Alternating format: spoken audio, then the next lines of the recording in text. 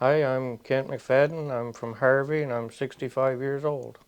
And I am Kent's wife, Heather, and I am 55, and I also live in Harvey. I guess the first time I noticed I was running out of breath was in January. What year was it? That was 20, 2021. 2021. So we got stuck in a snowstorm and I walked up to the house to get a shovel and I was beat by the time I got there. Didn't think much of it then. I just thought, well, it was waiting to snow and Thinking I'm just getting older yeah, and so getting a bit short of breath and that type of thing. I guess that's when I first started noticing it. But You went to the doctor, your family doctor, in September. yeah, and that's when COVID, like everything was shut down with COVID and I figured, well, they'll just say you got COVID or something. And I guess the disease I had, the doctor said it wouldn't matter, like if I went to him then or later. There was no cure for the disease I had. Kent went to the doctor in September, and he sent him for CAT scans and different tests, pulmonary function tests, that type of thing. And by October, not even a month, we had a doctor's appointment with his respirologist, Dr. Baird. Well, I guess Dr. Dan had called us first. We call him Dr. Dan. Dr. Fletcher is his name. He called and said that Kent didn't have cancer, but he said he did have a lung disease and it was pulmonary fibrosis. And they told us then that he had 2 years to live. So right away they started telling us lung transplant. We were scared to death. We didn't we didn't really know what to think. You know, we have a home, he had a job, I had a job, and this is where we're at. So by December, he was on oxygen, and we had already got our first phone call from the transplant team, and they were talking transplant. So it was then that we got a hold of Barb, the knowledge she had, and the she was forever sending me emails on information. And you know, at first it's like, where do I start? And then I thought, okay, I'm going to start from the beginning, and I'm just going to do one thing at a time and try to get through this. But she was always there if there was something I didn't understand. Kent, I don't think, realizes really how much paperwork there was to be filled out. But you know, if you weren't sure, she was there to kind of guide you and say, you know, okay, you need to call this person, and if that person's not available, you need to call this one. I said, okay. Until we got the information that Barb had given us on what is available, and Medicare will help you with this, and this is how you have to do it, and this is the link that you need to send it to. I mean, yeah, we I guess just, there's a lot involved to think about, but I'm glad I went. yeah, yeah. So Now it kind of seems like a dream. It was 5 months that we were away and had that life, and it, but for us, it kind of went fast. So I guess that's another reason why it seems like it was so long ago when it really wasn't. I mean, it would have been, well, it was a year. It'll be a year the first week of May that we came home. He had his listed appointment on the 10th of January, and he got his first call for his lungs on the 19th of January. It was super quick, super quick. A lot of people we've met along the way it's not that quick. We don't know if it was his condition or if it just happened to be the right set or what, but he did really well, and he had, then operated on. I was in the hospital and out in just over 3 weeks. and we walked all over Toronto. We were everywhere. We seen things we've never, yeah, it was amazing. I mean, he had lots of exercise, and it worked well. He wasn't in the hospital no time. He had surgery January 21st, and they released him on the 15th of February. I don't know what we would have done had we not had the oxygen machine and everything, because they wanted $300 a month to rent one of those, plus the oxygen bottles, and they were a pain. Once we get there, they have liquid oxygen, which is the Cadillac. That's fun stuff. And we had just got that in.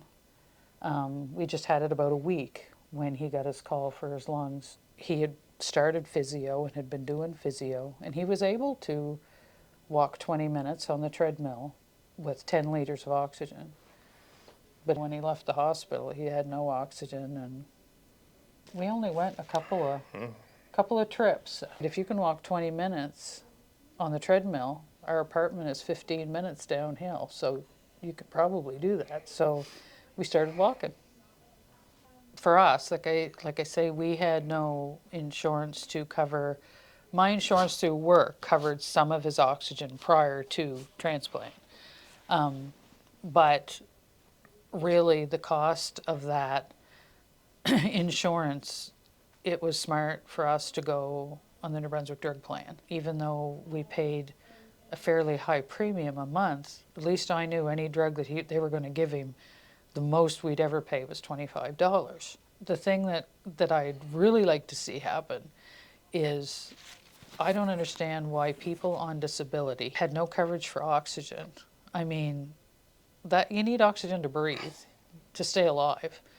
And that's one thing I think that could change, because even the New Brunswick drug plan doesn't cover oxygen.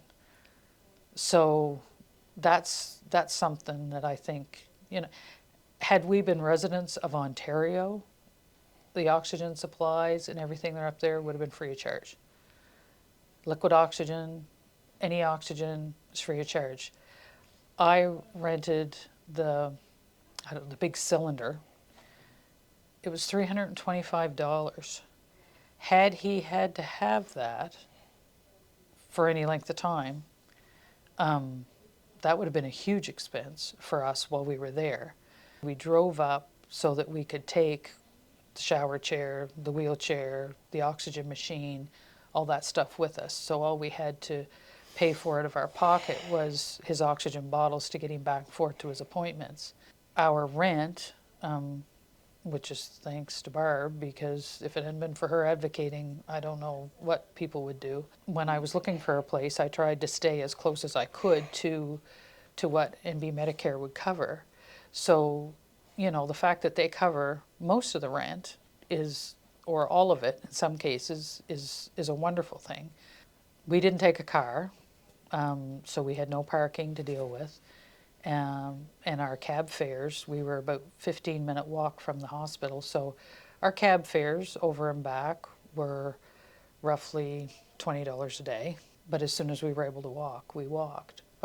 And while he was in the hospital, I walked. So that's a big expense that you don't think about when you go, especially if you're from the country and you don't travel in a cab very often.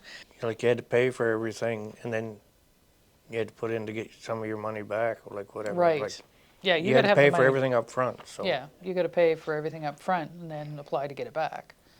And we weren't prepared, financially, to be able, if something happened. I mean, I had unemployment. I hadn't been on unemployment in 20 some odd years. So I went under caregiver benefits.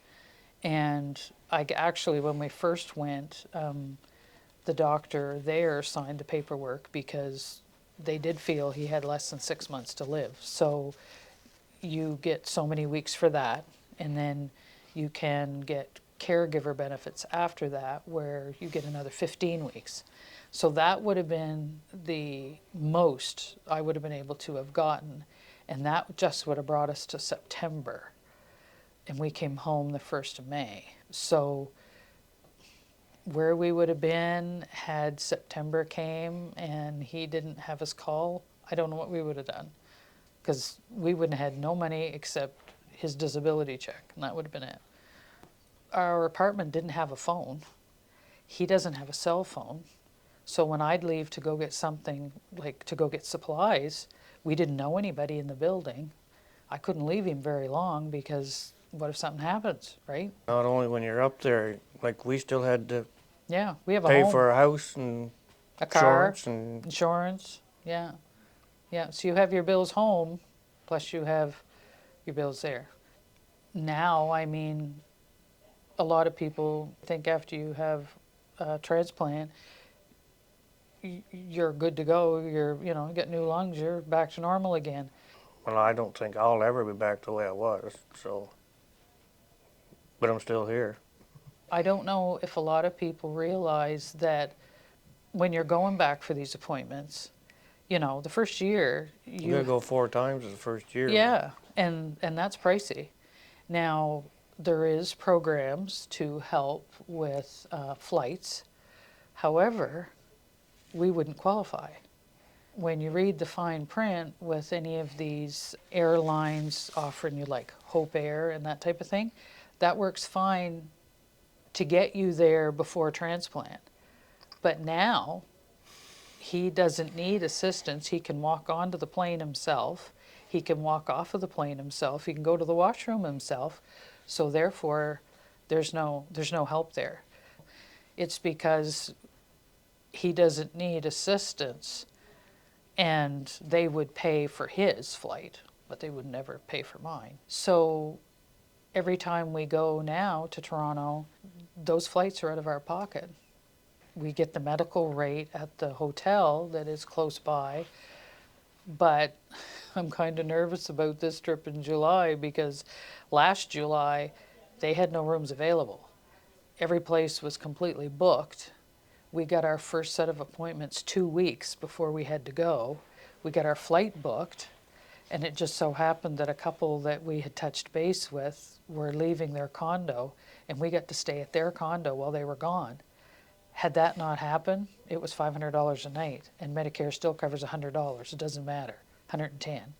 Summertime is like I have to message her anyway, but I would like to have our appointments now so we can get our hotel booked for July. I don't know what we would have done had Barb not offered us the electric oxygen machine, the concentrator, I guess as you call it. She had lent us one of those because my insurance didn't cover it, and of course MB Drug didn't cover it either. So had Kent been 65, it would have been covered, but where he was pre-retirement, why that wasn't a case. But and then when we went to Toronto, she lent us the portable concentrator, just for us to plug into the car to get him from here to the next stop, and then I'd have to hook him up to a bottle for him to get out, and then hook him back up to that again. So, I mean, that equipment itself is quite expensive. So, we were pleased to be able to have that, because had we not had that, I don't know what we'd have done. It's just another expense that you've got to add on to everything else. This time last year, we were walking the streets of Toronto, and Yeah, we probably do a ball. We went to a ball game. we went to a ball game, yeah. She had on her Fitbit, I think after I got out of the hospital, we put on pretty near 100 kilometers walking around Toronto. One day on my Fitbit, we had 1,800 steps. No, 18,000 steps. Yeah. Yes. He said one day, I want to go to Lake Ontario. I want to stick my feet in the water, Lake Ontario. And I said, well, get out Google, and we checked it out. And I said, well, it's so many blocks. I said, well, we'll walk down, and if you don't feel like walking back, we'll take a cab. Well, we walked down, walked back to the apartment, and then we met up with our friends in Newfoundland. They were walking around. She was pushing him in a wheelchair, and we hooked up with them, and we took them to the Toronto sign, showed them that, because they were staying the other side of the hospital, so they didn't see the downtown stuff like we did. And then we went and had supper and come home, and we had 18,000 steps on by the time the day was up. It was crazy. We thought, oh my goodness, and couldn't believe it really. But yeah, it was amazing. Oh, I don't know. I get up 7 o'clock or so, and I have to take my temperature and my oxygen level and all this stuff, because you got to keep a record of it, because you have to send it to Toronto. Then at 9 o'clock, I have to take my pills and Anti-rejection meds, and you got to blow blow my your spirometer. spirometer, and after that, it's just whatever. Sometimes I go out if it's not too cold, and other times it's me and the cat on the couch watching TV. Oh, I do my housework, but I mean. Yeah, he wasn't even doing that before, so that was nice. I couldn't. If I made the bed before I got operated on, probably take me 20, 25 minutes just to make the bed. Because I just get up and I have to sit down because I was out of oxygen. But now I can make the beds and And sweep that the was with floor and oxygen on. sweep the floor and Yeah. He do vacuums whatever. once in a while, but he wears a mask. And Yeah, I don't want any dust. Don't want to breathe it in. But he's really actually not supposed to be around any dirt or anything like that because of the spores and stuff. That's why when he vacuums and stuff, he wears a mask. But yeah, everybody's different. You don't know. You don't know what's next until you get there. But it isn't. The move up there isn't as big and scary as what we had expected it to be. Once we got there, it's like, okay, we can do this, and you know. I think it was scary. You know, Well, it know what's is. going to happen to you. No, not in that regard. But No. as far as, but yeah, the move. Like we never been in a big city much before. Might have been up there for a day or two. Like you've been in Toronto before. I was to Montreal and Boston, but Yeah. not living there. This is a whole different thing. Yeah. But So. you know, we didn't have any false alarms, I guess you'd call it. The phone does take on a whole different era after you sign that paperwork. When you sign that paperwork and you're listed, you don't know when the phone rings. It happened so fast for us that it kind of caught us off guard, I think. When she called, wanted to talk to Ken, I was like, oh my goodness, suppose this is a call, and passed him the phone. And they had said that they thought that they had a potential set of lungs for him and that they would know more tomorrow. And they'd call us back by 2:00. It was like, okay, is this it?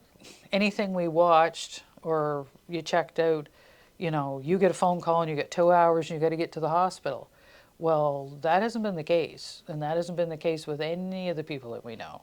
Like in Kent's case, we got the call Thursday, and they said they'd let us know by 2:00 on Friday.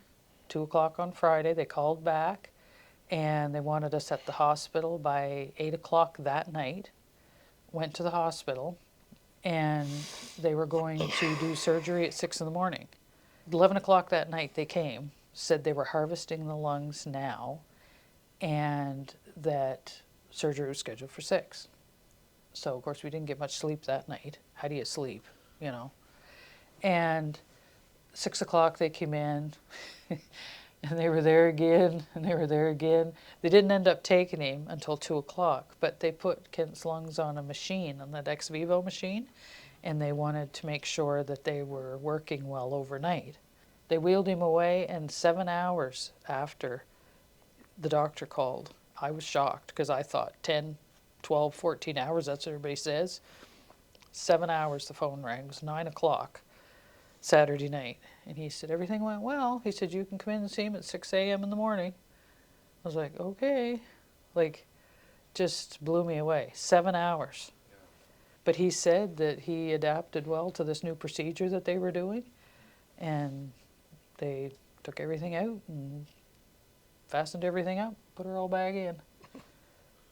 I guess I didn't think much of it then. Like whatever's going to happen is going to happen. So. You know, we never really, I don't think it ever crossed our mind that it wouldn't work. It never crossed my mind that it wouldn't work. I don't know. We talked about that afterwards, didn't we? And I said, no. I said, I never gave it a thought that it wasn't going to work. I mean, all the tests that he did here before we left, everything was working well. It was just his lungs weren't working well. So Kent's never smoked a day in his life. When we went to see if I was going to get listed, the doctor said, he said, I have a feeling you got about a 96% chance of coming through the operation. So I said, okay. So Yeah. you just put your trust in them and hopefully they know what they're talking about. Yeah. We never seen anybody like afterwards, like the surgeon and everything that actually did. We seen met one of the one guy guys in the elevator. Yeah. He said to him, he said, I think I know you. And He recognized me, but I didn't recognize him. But No, well, he would have had a mask on and Yeah, everything, and I you was know. probably pretty dopey when I seen him. So anyway, but he recognized me in the elevator and he shook my hand. He said, "I'm glad you're." Yeah. This was just probably a week or so after I got out of operation. After Like you had went surgery. home and like I would go back every day for tests and stuff. Physio, you were going 3 times a week for physio, and it was in the elevator. Yeah. It was funny for us because when we first got there, the people that we met, nobody had had surgery. Kent was the first one. And then all these people that we would meet and have coffee with, like we were waiting for them, you know, for their turn type thing. And it just, they all kind of, I think some of them thought it was going to be maybe as easy as his seemed to be for him. But now we understand the term when they say everybody's different. You can't gauge it. That everybody said that before. Oh, everybody's different, and you know, you just think, oh yeah, right, and no, but it's true. You know, they'll, like I get messages, people message and ask questions, or like those people that we've met, or they don't seem to be shy about asking you a question because they think, you know, you've been through. But some of that stuff we never dealt with, like there's antibodies and all that stuff going on and infusions and stuff. We didn't deal with any of that, but it sure makes you feel There was fortunate. one fellow there, he got his lungs operated on, and we met his wife downstairs at the cafeteria. Anyway, we went up to visit some other friends the next day in this room, and I seen her, like there was 2 people in the room, like 2 patients. Mm-hmm. So I just went over and said hello to her, and her husband was there, so I went over and talked to him, and the next day she said, "I'm so glad you come in," because he was kind of depressed, and Yeah. he says, "Well, that's the way I want to be." So, and I had just been out of the hospital maybe 2 or 3 weeks. 2 or 3 weeks, yeah. And I was, yeah. so He she was was still in glad I come in. ICU. Yeah, she's Yeah. glad I come in. Yeah. I had a hard time, or I think I did, but like I couldn't shower. Like if I get in the shower, I had to sit down because, and it just the steam and stuff would just make me cough and cough. Anywhere you went in the wheelchair. Yeah. Within the apartment, even with the fan on, the door open, shower curtain open, it was it was a struggle for And shower. I lost 60 some pounds from Yeah. before I got I was 113 pounds when I got operated on. I went from 170 something to 113. We had pictures taken in October before we left in December to go up to Toronto. And some of the people that we met up there that knew him after he had surgery didn't know it was the same person. That's how bad he looked. Yeah. But it was quick. I mean, pulmonary fibrosis must be different for some people. But I think I had it Rapid, before I found out I even had it. I had it for a while, I think. but you don't know, right? Till you check it out, find out. It's improved a lot. Like I'm not as can't do stuff that I used to do, but you know at least can get outside and do a little work, yard work, and You can not dragging my oxygen anymore. No, you can walk around, So and you you know, can do things where yeah, before I couldn't do nothing. they talk about the new normal, and that's it. That is what it is. It's Yeah, well, I don't think I'll ever be back the way I was. So, but I'm still here. yeah. Yeah, for sure. Thanks for coming in today, both of you. Thank you.